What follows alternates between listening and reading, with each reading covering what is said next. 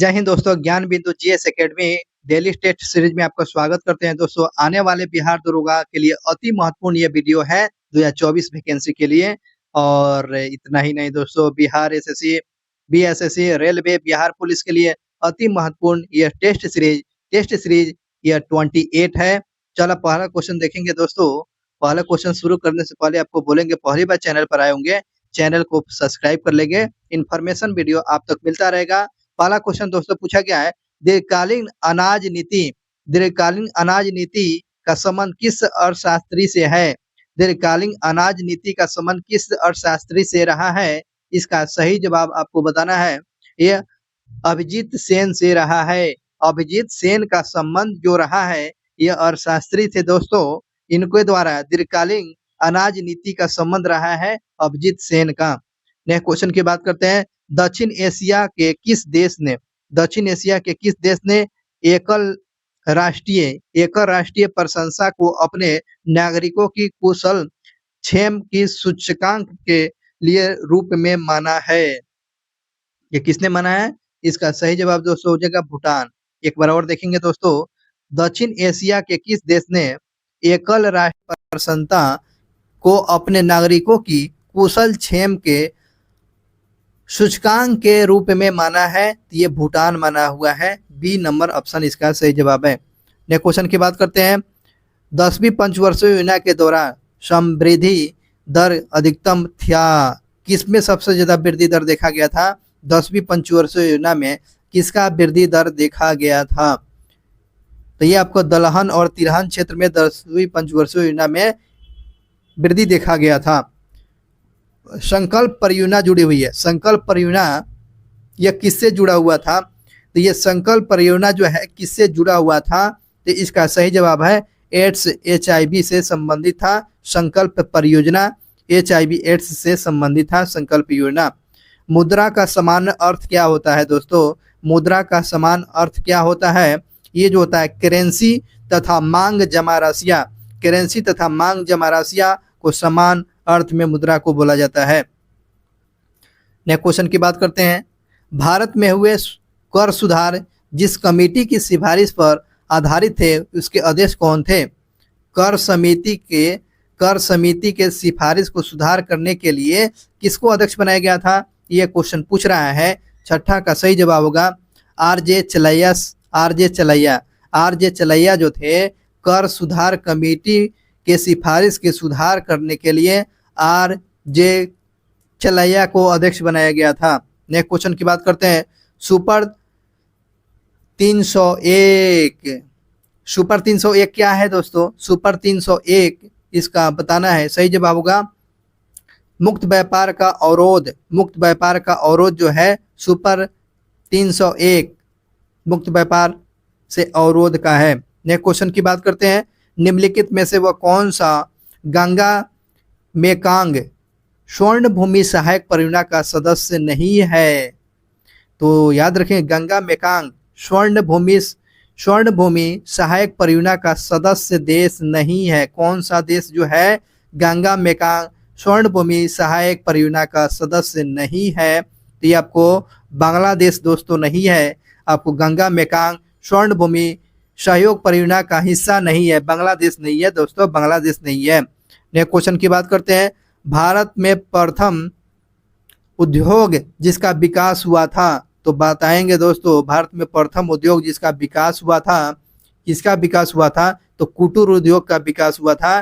कुटीर उद्योग का भारत में सर्वप्रथम विकास हुआ था। नेक्स्ट क्वेश्चन की बात करते हैं। गया के समीप नागार्जुनी पहाड़ी में प्रसिद्ध गोपी गुफा का निर्माण किसने कराया था? गया के समीप जो है नागार्जुन पहाड़ी प्रसिद्ध गोपी गुफा का निर्माण किसने कराया था? गोपी गुफा का निर्माण किसने के द्वारा कराया गया था? तो दशरथ के द्वारा जो है ये नागार्जुनी पहाड़ी जो गया के समीप जो है गोपी गुफा है, जिसका निर्माण दशरथ के द्वारा कराया गया था। दशरथ के द्वारा कराया गया था। मुगल शासक बाबर ने किसे पराजित कर बिहार का नियंत्रण प्राप्त कर लिया? तो मुगल शासक जो है बाबर जो है यह किसे पराजित करके बिहार पर अपना नियंत्रण स्थापित किया था दोस्तों? इसका सही जवाब बताएंगे। इसका सही जवाब है महमूद लोदी। महमूद लोदी को हरा कर बिहार में बाबर ने अपना नियंत्रण स्थापित कर लेता है। अगले क्वेश्चन पर चलते हैं।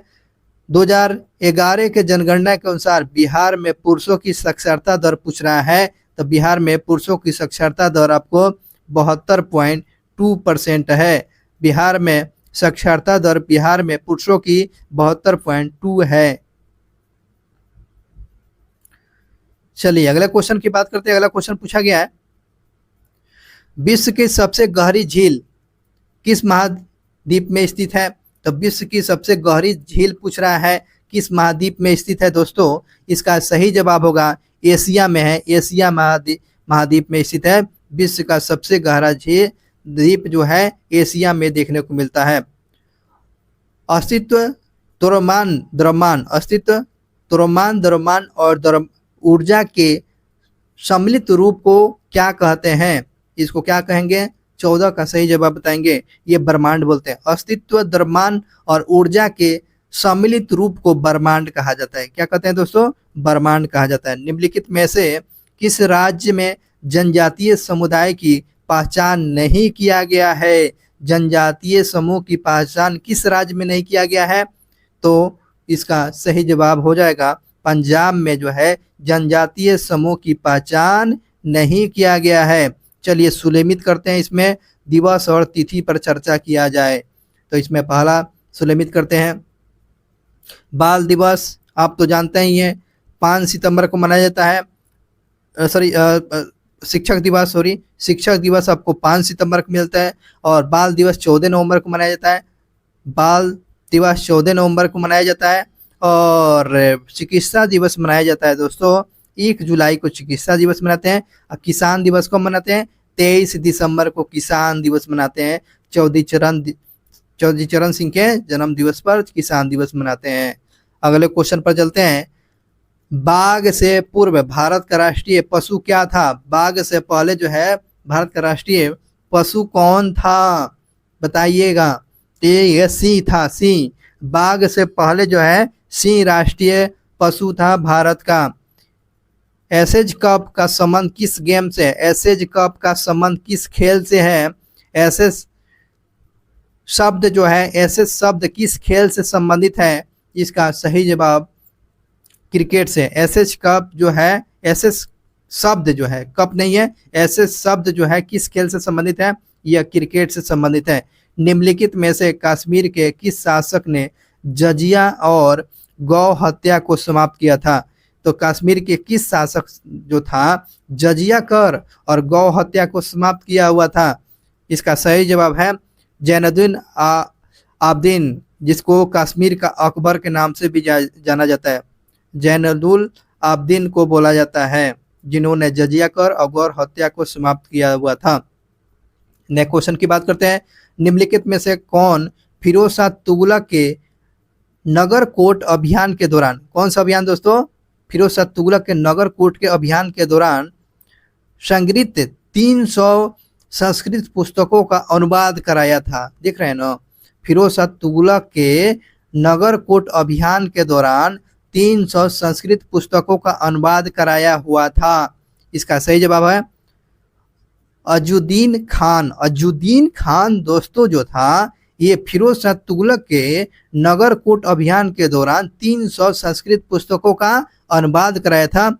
अजुद्दीन खान ने कराया हुआ था। निम्नलिखित घटनाओं पर विचार करना है। चलिए इस घटनाओं पर विचार करते हैं। अगस्त प्रस्ताव, सबसे पहले इसमें देख लेते हैं। सबसे विचार करना है सांप्रदायिकता। सांप्रदायिक अधिनिर्णय, ये हो जाएगा पहली बार। दूसरी बात करते हैं पूना समझौता हुआ था 1932 में हुआ था। और तृतीय गोलमेज सम्मेलन और उसके बाद अगस्त प्रस्ताव, ये इस प्रकार जो है बी नंबर ऑप्शन सही है। ये समय पीरियड के साथ पूछ रहा है तो आप कमेंट करके बताएंगे अगस्त प्रस्ताव, तृतीय गोलमेज और पूना समझौता और सांप्रदायिक अधिनिर्णय कब हुआ था। चलिए नेक्स्ट क्वेश्चन की बात करते हैं दोस्तों। अगला क्वेश्चन पूछा गया है कि लंदन में स्थित गोलमेज सम्मेलनों में भारतीय ईसाइयों का प्रतिनिधित्व किसने किया था। ये लंदन में जो गोलमेज सम्मेलन किया जा रहा था तो भारत में ईसाई का प्रतिनिधित्व कौन कर रहा था। तो याद रखेंगे इसका सही जवाब है केटी पॉल। केटी पॉल जो थे ईसाई का प्रतिनिधित्व गोलमेज सम्मेलन में कर रहे थे। इसका सही जवाब है केटी पॉल। नेहरू एक राष्ट्रभक्त है। नेहरू क्या है दोस्तों, राष्ट्रभक्त है, जबकि जिन्ना एक रणनीतिज्ञ है। यह स्टेटमेंट किसका है, नेहरू एक राष्ट्रभक्त है, जिन्ना एक रणनीतिज्ञ है। यह स्टेटमेंट किसका है, तो आपको मोहम्मद इकबाल का है। मोहम्मद इकबाल का ये स्टेटमेंट था। सारे जहां से अच्छा हिंदुस्तान, यह मोहम्मद इकबाल के द्वारा लिखा गया था। निम्नलिखित में से किस स्थान पर महात्मा गांधी ने अपना प्रथम जन भाषण दिया था। तो गांधी जी ने प्रथम जन भाषण कहाँ दिया था, तो इसका सही जवाब 24 का ये वाराणसी में जो है पहली बार जन भाषण दिया था। 1916 में दिया हुआ था। 1916 में पहली बार जन भाषण आपको बनारस हिंदू विश्वविद्यालय से बोला हुए थे और ये प्रथम जन भाषण था गांधी जी का। निम्नलिखित में से वह कौन सा स्वदेशी के समर्थक थे। स्वदेशी के समर्थक कौन थे दोस्तों, ये तो अरविंद घोष जो थे स्वदेशी के समर्थक थे। अरविंद घोष जो है स्वदेशी के समर्थक थे। निम्नलिखित में से किस कालखंड में कांग्रेस और मुस्लिम लीग के बीच में मतभेद नहीं रहा था। वह कौन सा कालखंड था जो मुस्लिम लीग और कांग्रेस के बीच में मतभेद नहीं रहा है, यह कालखंड पूछ रहा है। 1916 से लेकर 1922 तक, 1916 से लेकर 1922 के काल को आपको कांग्रेस और मुस्लिम लीग के बीच में कोई मतभेद नहीं देखा गया था। अगले क्वेश्चन, खिलाफत आंदोलन के प्रमुख नेता निम्नलिखित में से कौन सा था। खिलाफत आंदोलन में से बताना है कि निम्नलिखित में से कौन सा नेता था प्रमुख। 27 का सही जवाब दोस्तों होगा मौलाना मोहम्मद अली और शौकत अली। खिलाफत आंदोलन के प्रमुख नेता कौन था, मौलाना मोहम्मद अली और शौकत अली, यह खिलाफत आंदोलन के प्रमुख नेता था। जालियांवाला बाग नरसंहार पर कांग्रेस जांच समिति पर रिपोर्ट का प्रारूप लिखने का कार्य सौंपा गया था। तो ये जालियांवाला बाग हत्याकांड दोस्तों जो हुआ था ना, उस पर जो है कांग्रेस के जांच कमेटी ने बैठाया था, जिसका प्रारूप लिखने का कार्य किसको दिया गया था। कौन लिख रहे थे, तो याद रखेंगे महात्मा गांधी को दिया गया था, महात्मा गांधी को। चलिए अगले क्वेश्चन की बात करते हैं। जापान ने 16 अगस्त 1945 को हिरोशिमा पर बम गिराया। जापान पर याद रखेंगे, जापान ने नहीं, अमेरिका ने गिराया हुआ था। जापान पर 6 अगस्त और 6 अगस्त को हिरोशिमा पर बम गिराया गया और नागासाकी पर किस तिथि को बम गिराया। 6 अगस्त और 9 अगस्त को जो है ये आपको जापान पर बम गिराया गया था। निम्नलिखित में से किस देश ने सर्वप्रथम कागज का आविष्कार किया है। तो कागज का आविष्कार किसने किया है दोस्तों, कागज का आविष्कार, इसका सही जवाब है चीन के द्वारा कागज का आविष्कार, और भारत में पुर्तगालियों के द्वारा भारत में कागज का उपयोग किया गया था। 1910 में मदर टेरेसा का जन्म किस देश में हुआ था। 1910 में जो है मदर टेरेसा का जन्म कहाँ हुआ था। इसका सही जवाब है दोस्तों मैसिडोनिया में हुआ था। मैसिडोनिया में मदर टेरेसा का जन्म जो पूछ रहा है कहाँ हुआ था, 1910 में मैसिडोनिया में हुआ था। निम्नलिखित में से कौन सुलेमित नहीं है, कौन सुलेमित नहीं है, चलिए बात करते हैं इसमें। अरुणाचल प्रदेश 20 फरवरी 1987 को गठित किया गया था, बिल्कुल बात सही है दोस्तों। अब बात करते हैं इसमें गोवा को 30 मई 1987 को गोवा की स्थापना किया गया, गठन किया गया, बिल्कुल सही है। तेलंगाना को 2 जून 2014 को 1914 को तेलंगाना को 2 जून 2014 में होगा ना, 2014 को। और हरियाणा को जो है 1 नवंबर 1976 को, ये गलत बात है, ये इसका नहीं हुआ था। चलिए अगले क्वेश्चन की बात करते हैं दोस्तों। भाषा संबंधी कथनों पर विचार करना है। चलिए इस भाषा संबंधी कथनों पर हम लोग विचार करते हैं, इसका सही जवाब क्या हो जाएगा? आज़ादी के पश्चात 8वीं अनुसूची में 14 भाषा को मान्यता दिया गया था। बिल्कुल बात सही है वैसे। इसमें 8वीं अनुसूची में 14 भाषा था, लेकिन अब जो है 22 भाषा हो चुका है, 22 भाषा हो चुकी है। पहली बात सही है। दूसरी के प्रथम भाषा आयोग का गठन 7 जून 1953 को जीबी रेवेट की अध्यक्षता में किया गया था। जीबी रेवेट की अध्यक्षता में प्रथम जो भाषा आयोग का गठन किया गया था, ये बिल्कुल बात सही है, दोनों सही कथन है, दोनों कथन सही है। सी नंबर ऑप्शन सही है। निम्नलिखित में से क्षेत्रवाद का उदय का कारण बताना है। क्षेत्रवाद का उदय का कारण क्या है? क्षेत्रवाद का उदय के कारण देख लेते हैं। इसका डी नंबर ऑप्शन सही होगा। क्षेत्रवाद में उदय का कारण उपयुक्त में से सभी है। चलिए, क्षेत्रवाद में जो है क्षेत्रवाद का उदय का कारण क्या है? असंतुलित विकास, संस्कृति पहचान खोने का भय और राजनीतिक वर्चस्व, यह क्षेत्रवाद का उदय का कारण है। उपयुक्त में से तीनों बात सही है। अगले क्वेश्चन देखेंगे। भारत पाकिस्तान संघर्ष के पश्चात बांग्लादेश का उदय हुआ था। देख रहे हैं ना, भारत पाकिस्तान के बीच में जो संघर्ष जो हुआ था, तो उसके बाद बांग्लादेश का उदय हुआ था। कब हुआ था दोस्तों? तो आपको दिसंबर 1971 को जो है बांग्लादेश का उदय हुआ था, दिसंबर 1971 को। एशिया की धुरी किस देश की विदेश नीति है? एशिया की धुरी किस देश की विदेश नीति है? ये बात बताएंगे। इसका सही जवाब है अमेरिका। एशिया की धुरी किस देश की विदेश नीति है? एशिया की धुरी किस देश की विदेश नीति है? ये आपको याद रखेंगे, अमेरिका का है, अमेरिका का। निम्नलिखित में से आर्टिकल 351 का संबंध बताना है। 351 का संबंध क्या हो जाएगा? ये जो जाएगा हिंदी भाषा के विकास से संबंधित है। 351 दोस्तों किससे संबंधित है? हिंदी भाषा के विकास से संबंधित 351 आर्टिकल है। निम्नलिखित में से किसके अनुशंसा पर बताना है नेहरू रिपोर्ट ने किया था? नेहरू रिपोर्ट ने की निम्नलिखित में से किसके अनुशंसा नेहरू रिपोर्ट ने की थी? अच्छा, किसकी अनुशंसा जो नेहरू रिपोर्ट ने किया हुआ था? चलिए, ये क्वेश्चन पूछ रहा है दोस्तों। 38 का सही जवाब क्या होगा? ये हो जाएगा पृथक निर्वाचक मंडल। पृथक निर्वाचक मंडल जो है यह नेहरू रिपोर्ट ने प्रस्तुत किया हुआ था। नेक्स्ट क्वेश्चन की बात करते हैं। निम्नलिखित में से कौन सा सुलेमित नहीं है? कौन सा सुलेमित नहीं है? स्वतंत्रता पश्चात रियासत और राजा पूछ रहा है, इसमें से एक सुलेमित नहीं है। देख लेते हैं। कश्मीर का राजा कौन था? राजा हरि सिंह, बिल्कुल सही है दोस्तों। मणिपुर का राजा कौन था? बोध चंद्र सिंह था, बिल्कुल बात सही था।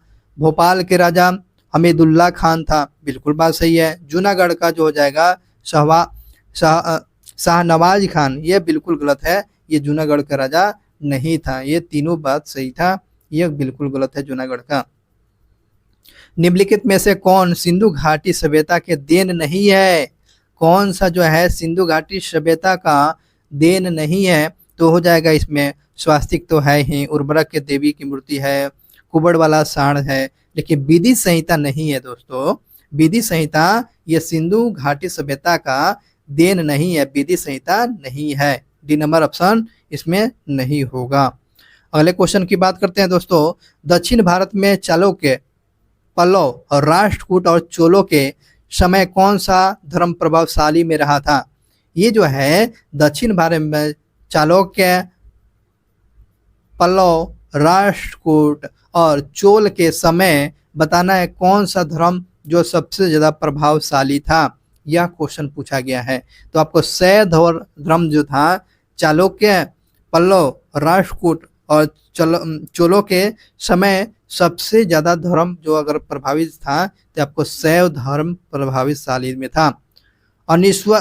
अनिश्चयवादी संप्रदाय की स्थापना, अनिश्चयवादी संप्रदाय की स्थापना, इसकी स्थापना कौन किया? अनिश्चयवादी संप्रदाय की स्थापना, यह जो हो जाएगा इसका सही जवाब बताएंगे संजय बिठली पुत्र ने किया है। संजय बिठली पुत्र के द्वारा अनिश्चयवादी संप्रदाय की स्थापना संजय बिठली पुत्र के द्वारा किया गया था। मुगल प्रशासन के अंतर्गत में गुप्तचर विभाग का प्रधान कौन होता था? गुप्तचर विभाग का प्रधान पूछ रहा है, मुगल सम्राट में कौन होता था दोस्तों? इसका सही जवाब बताएंगे दरोगा ए डाक चौकी। दरोगा ये डाक चौकी हुआ करता था। दरोगा ये डाक चौकी ये आपको मुगल सम्राट में प्रशासन के गुप्तचर विभाग का प्रधान हुआ करता था। दरोगा ये डाक चौकी। निम्नलिखित में से सबसे अधिक समस्थानिक वाला तत्व कौन है? सबसे अधिक समस्थानिक वाला तत्व का नाम बताना है। इसका सही जवाब है पोलोनियम जो है सबसे ज्यादा समस्थानिक वाला तत्व है पोलोनियम। आधुनिक आवर्त सारणी में आवर्तों की संख्या कितनी है? आधुनिक आवर्त सारणी में आवर्तों की संख्या कितना होगा दोस्तों? इसका सही जवाब आपको बताना है 7 है। आवर्त की संख्या कितना है? 7 है। भूपर्पटी पर सबसे कम मात्रा में पाए जाने वाला तत्व कौन है? भूपर्पटी पर जो है सबसे कम मात्रा में पाए जाने वाला कौन सा तत्व है? एस्टेटेनिन। एस्टेटेनिन। एस्टेटेनिन जो है एस्टेटेनिन तत्व जो है भूपर्पटी पर सबसे कम मात्रा में पाया जाता है। एस्टेटेनिन जो है यह भूपर्पटी पर सबसे कम मात्रा में पाया जाता है। अगले क्वेश्चन पर चलते हैं। जल एक यौगिक है। जल एक तो यौगिक है। इसमें हाइड्रोजन और ऑक्सीजन के परमाणुओं की संख्या का अनुपात बताइए। जल एक तो यौगिक है लेकिन जल में जो है हाइड्रोजन और ऑक्सीजन के परमाणुओं की संख्या आपको बताना है कितना होता है? 2:1 होता है। 2:1 होता है। 1 नंबर ऑप्शन सही है। कथन पर विचार करना है दोस्तों। उपयुक्त में से ऊर्ध्वपाती पदार्थ कौन है? चलिए ऊर्ध्वपाती पदार्थ में कौन कौन आ जाएगा? इसमें से नेप्सिलिन होता है, हाँ ऊर्ध्वपातन में है। कपूर ऊर्ध्वपातन में आ जाता है। बेंजोइक अम्ल जो है याद रखेंगे दोस्तों ये ऊर्ध्वपातन में बेंजोइक अम्ल भी आता है और एंथ्रासीन भी आता है। एंथ्रासीन यह सब तो हम लोग जानते हैं। नेप्सिलिन तो आप तो याद कर चुके हैं, कपूर तो याद कर चुकेंगे, लेकिन बेंजोइक अम्ल भी आपको ऊर्ध्वपातन है। एंथ्रासीन जो है आपको ऊर्ध्वपातन। इस प्रकार ये सभी सही जवाब होगा। डी नंबर ऑप्शन सही है। अगले क्वेश्चन की बात करते हैं दोस्तों कि पेट्रोलियम में से शुद्ध पेट्रोल को किस विधि के द्वारा अलग किया जाता है? पेट्रोलियम में से शुद्ध पेट्रोल को किस विधि के द्वारा अलग किया जाता है? इसका सही जवाब होगा प्रभाजी आसवन की विधि के द्वारा पेट्रोलियम को शुद्ध किया जाता है। किस विधि के द्वारा पेट्रोल को शुद्ध किया जाता है? प्रभाजी आसवन विधि के द्वारा शुद्ध किया जाता है। पास्कल इकाई किसका है दोस्तों? पास्कल किसका इकाई है? पास्कल ये आपको दाब की इकाई है। पास्कल किसकी इकाई है? यह दाब की इकाई आपको पास्कल है। पास्कल किसकी इकाई है? दाब की इकाई है। पसीना शरीर को ठंडा करता है। पसीना जो है शरीर को ठंडा कर देता है, क्यों? है ना, पसीना जो है शरीर को ठंडा कर देता है, ऐसा क्यों? ऐसा कैसे अनुभव होता है? तो इसका सही जवाब होगा वाष्पीकरण के लिए गुप्त ऊष्मा की आवश्यकता होती है। वाष्पीकरण के लिए गुप्त ऊष्मा की आवश्यकता होती है। आपको देखे होंगे पसीना के बाद आपको पंखे के नीचे बैठने के बाद क्या होती है? ठंडा महसूस होता है। ऐसा क्यों दोस्तों? वाष्पीकरण के लिए गुप्त ऊष्मा की आवश्यकता पड़ती है। पूर्ण सूर्य ग्रहण की अधिकतम समय क्या होती है? पूर्ण सूर्य ग्रहण की अधिकतम समय पूछ रहा है कितना होगा? पूर्ण सूर्य ग्रहण के अधिकतम समय सीमा आपको बताना है कितना सेकेंड तक रहता है पूर्ण सूर्य ग्रहण में। तो ये हो जाएगा 460 सेकेंड। पूर्ण सूर्य ग्रहण में कितना समय लगता है भाई? 460 सेकेंड। 460 सेकेंड का समय लगता है।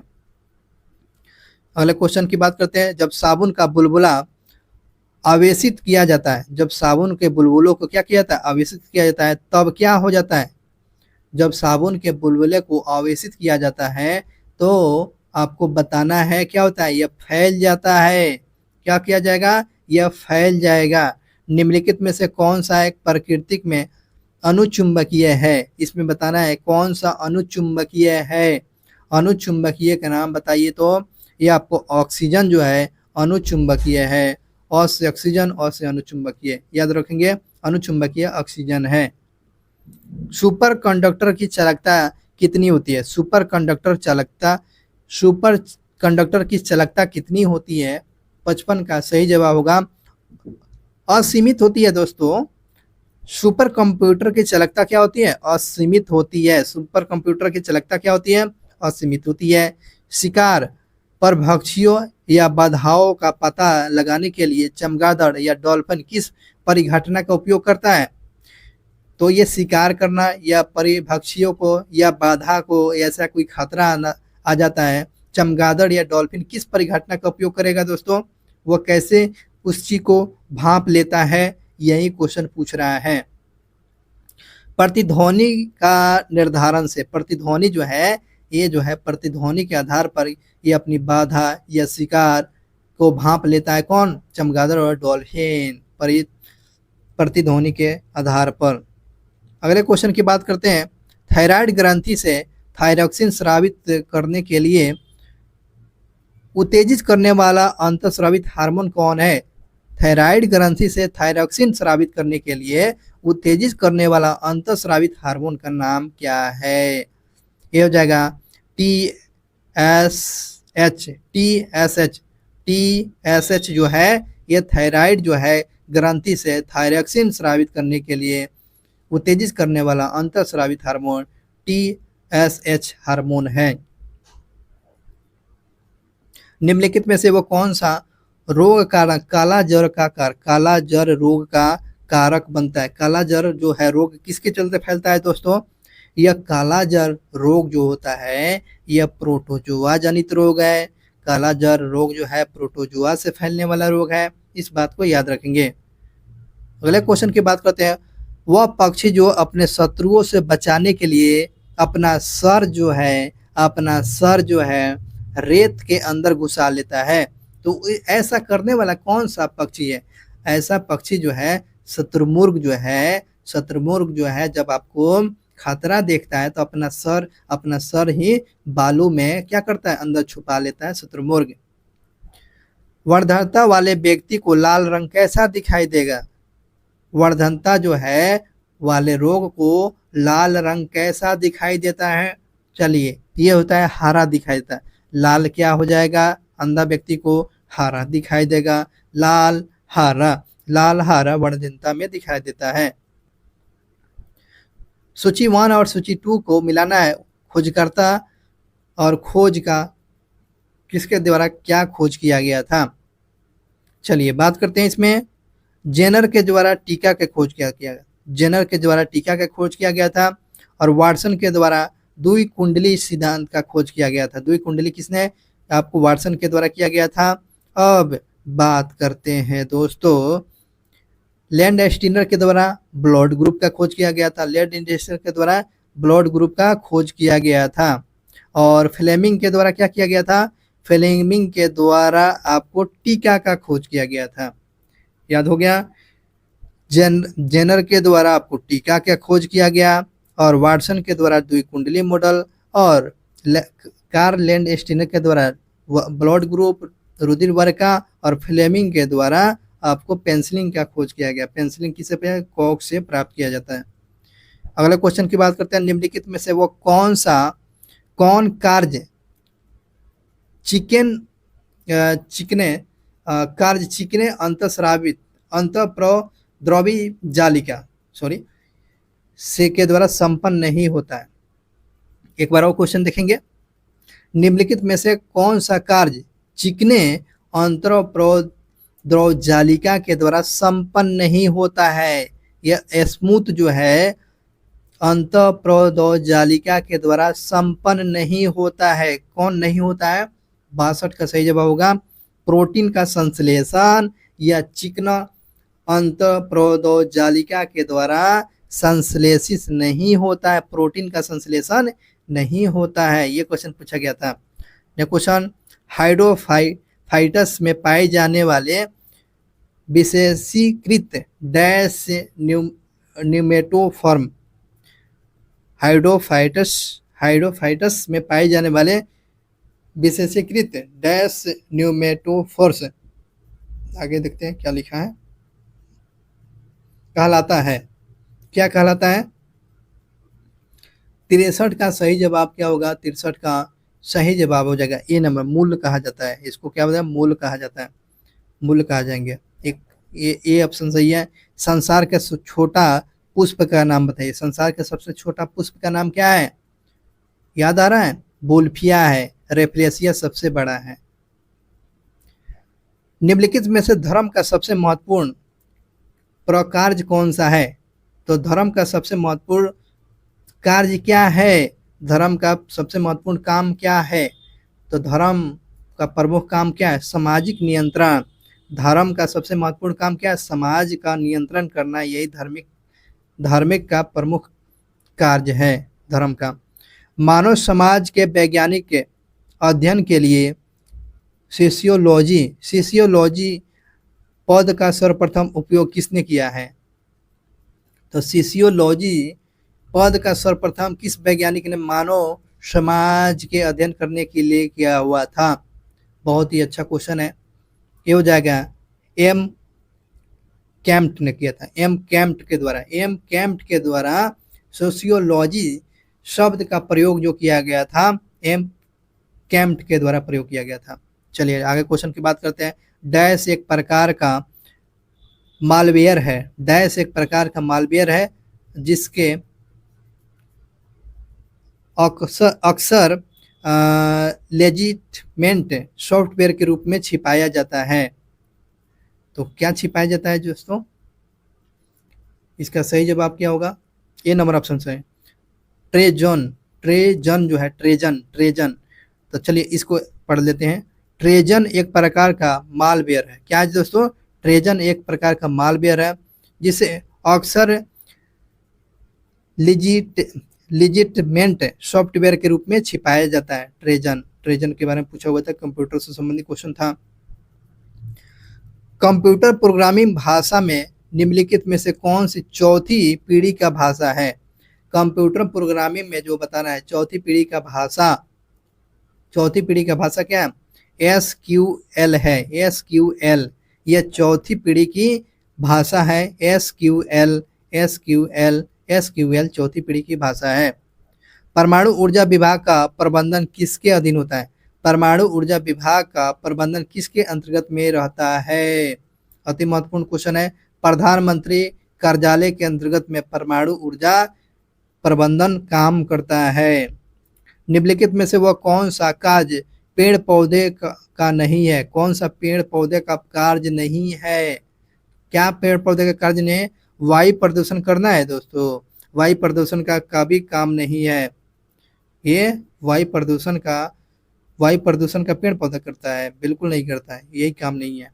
आगे बढ़ते हैं।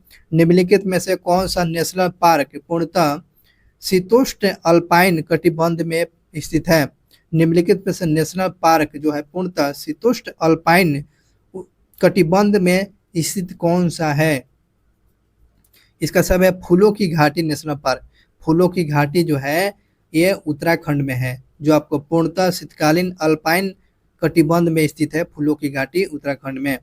आपदा प्रबंधन एक्ट कब बनाया गया था दोस्तों, आपदा प्रबंधन एक्ट कब लाया गया था, कब बनाया गया था, आप बताइए। तो आपदा प्रबंधन एक्ट आपको 2005 में आया था। आपदा प्रबंधन कब एक्ट आया था दोस्तों, तो 2005 में आया था, इस क्वेश्चन को याद रखेंगे। निम्नलिखित में से किस राजवंश का शासनकाल सबसे लंबा रहा है, तो इसमें बताना है किस वंश का सबसे लंबा शासनकाल रहा है, पाल वंश का सबसे लंबा रहा है, पाल वंश का जो है सबसे लंबा शासनकाल रहा है, पाल वंश का सबसे लंबा शासनकाल। चलिए अगला क्वेश्चन की बात करते हैं।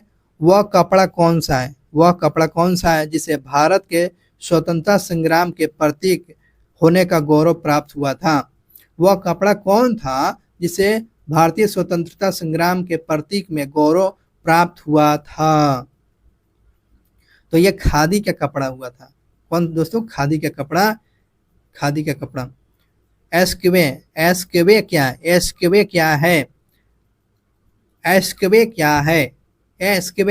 है, कश्मीर का प्राचीन मार्शल कला, एस्क्वे क्या है, कश्मीर का प्राचीन मार्शल कला है।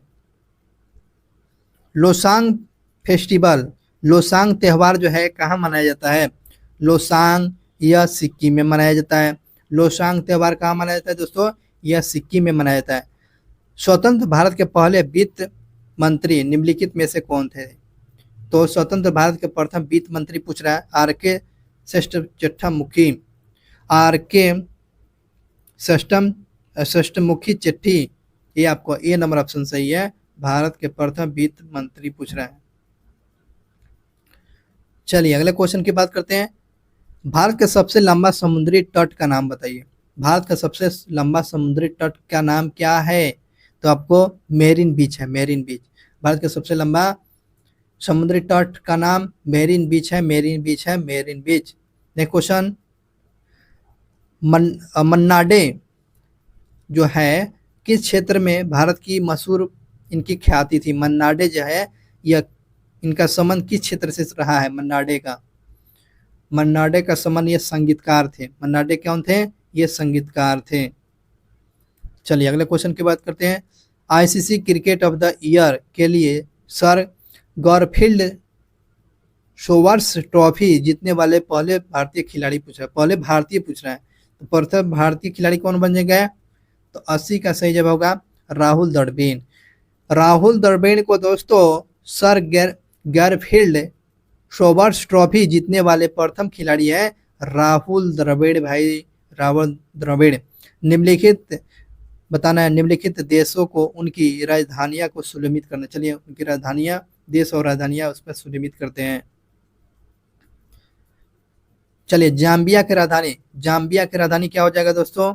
जाम्बिया की राजधानी लुसाका, जाम्बिया की राजधानी लुसाका। क्यूबा की राजधानी हवाना, और रवांडा का किगाली, रवांडा का हो जाएगा किगाली। बहरीन का क्या हो जाएगा? बहरीन का मनामा। इस प्रकार जो है सी नंबर ऑप्शन है। तो जाम्बिया की राजधानी क्या हो जाएगा? लुसाका। क्यूबा की राजधानी हवाना, रवांडा का हो जाएगा किगाली, बहरीन का मनामा, बहरीन की राजधानी मनामा है। 1880 में प्राचीन स्मारकों के क्यूरेटर किसको नियुक्त किया गया था? 1880 में प्राचीन स्मारकों को क्यूरेटर किसको नियुक्त किया गया था? तो आपको याद रखेंगे एच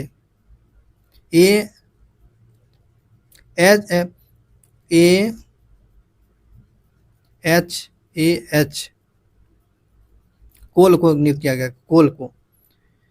1880 में प्राचीन स्मारकों को क्यूरेटर नियुक्त किया गया था, कोल को नियुक्त किया गया था, कोल को नियुक्त किया गया था।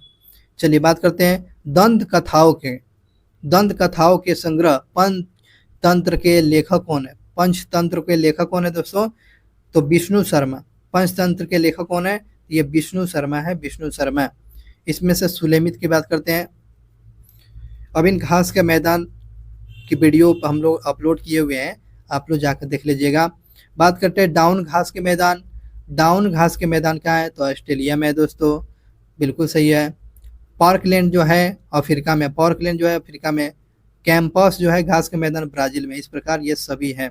इसमें याद रखेंगे दोस्तों पार्कलैंड, ये पहली बार क्वेश्चन देखने को मिल रहा है। पार्कलैंड जो है अफ्रीका में देखने को मिलता है।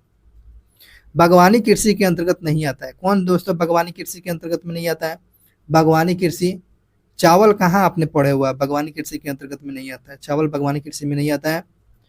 दक्षिण अमेरिका में खनिजों का भंडार जो क्षेत्र है वह क्या है?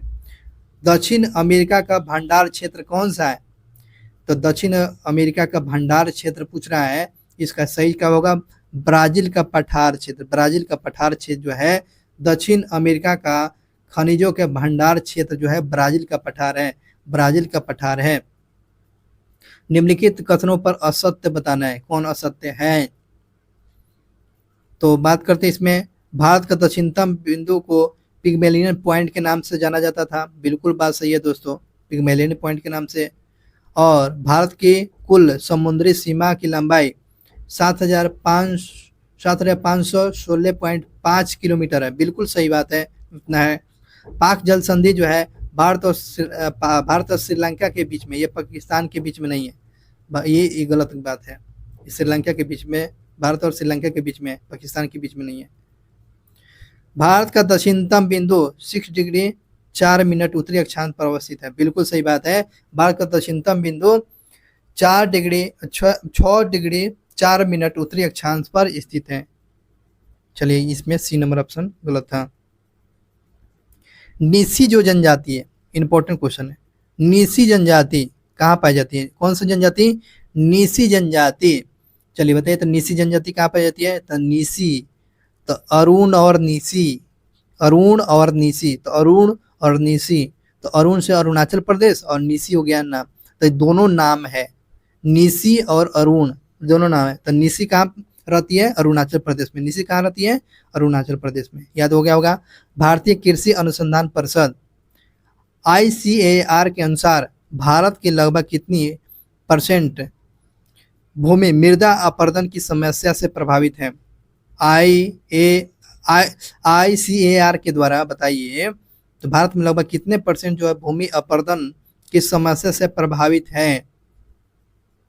तो आपको 60% जो है भूमि जो है अपरदन की समस्या, 60% जो है भूमि अपरदन से संबंधित ये समस्या है। अधोलिखित निम्नलिखित में से सुलभित नहीं है। 90 की बात करते हैं। चलिए इस पर आइए।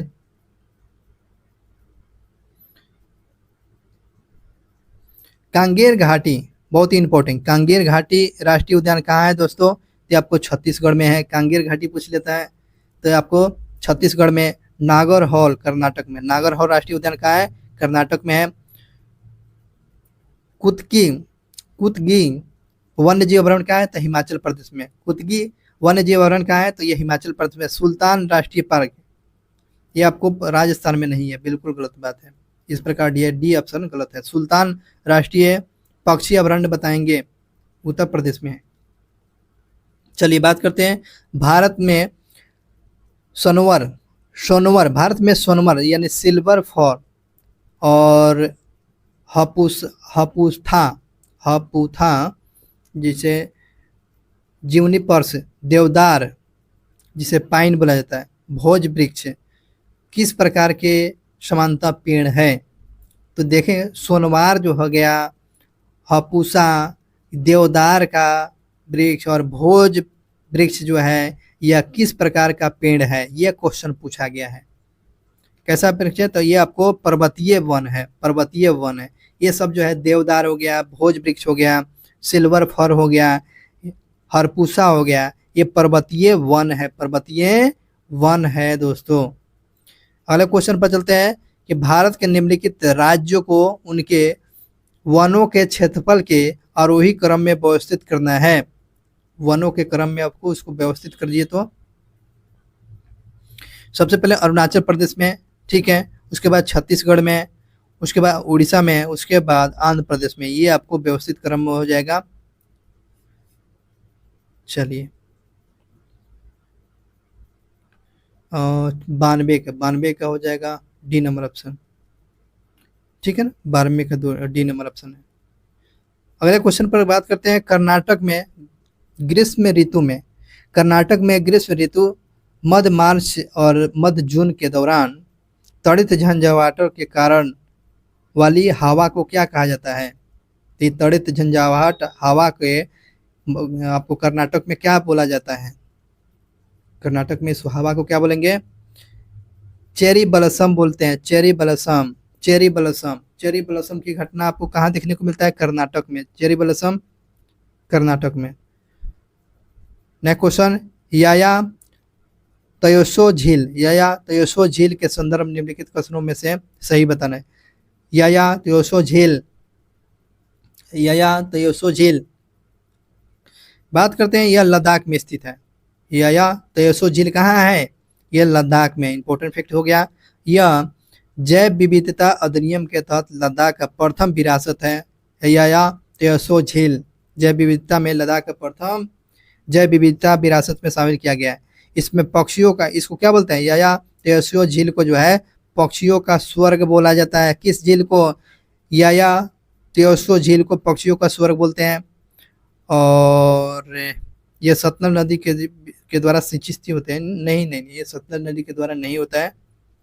इस प्रकार यह 3 सही है, तो 3 सही है, आपको सी नंबर ऑप्शन सही है। चलिए अगला क्वेश्चन की बात करते हैं। रानी लक्ष्मीबाई बांध किस नदी पर है? रानी लक्ष्मी बांध किस नदी पर अवस्थित है? रानी लक्ष्मीबाई बांध किस नदी पर है? रानी लक्ष्मी बांध आपको बेतवा नदी पर है। रानी लक्ष्मी बांध आपको बेतवा नदी पर है दोस्तों। निम्नलिखित में से किस नदी को उड़ीसा का शोक कहते हैं? उड़ीसा का शोक महानदी को, उड़ीसा का शोक महानदी को बोला जाता है। बिहार का शोक कोसी को। निम्नलिखित कथनों का सही बताना है, कथनों कौन सा सही है? तो याद रखेंगे, भारत एक संस्थात्मक प्रजातंत्र है, बिल्कुल सही बात है ये। अब आपको भारत एक संस्थात्मक प्रजातंत्र है, ये बिल्कुल सही बात है। डी नंबर ऑप्शन सही है इसमें। राज्य के नीति तत्व सिद्धांत की व्यवस्था भारतीय संविधान के पार्ट 4 में दी गई है। नीति की चर्चा में किस पार्ट में, किस भाग में? भाग 4 में किया गया है। ये व्यवस्था किस देश से लिया गया है? तो को सिंपल सी भाषा, नीति निर्देशों की तत्व की जानकारी में किस भाग से? तो भाग 4। किस देश से लिया गया है? तो याद रखेंगे, यह देश पूछेगा तो आपको आयरलैंड से नीति निर्देशक तत्व लिया गया है, आयरलैंड से। संसद के कुल सदस्यों का कितना भाग वैधानिक मेंबर की मीटिंग बुलाने के लिए आवश्यक, यानी गण पूर्ति यानी कोरम, संसद के बताएंगे कितना मीटिंग बुलाने के लिए कितना मेंबर का गण पूर्ति होनी चाहिए?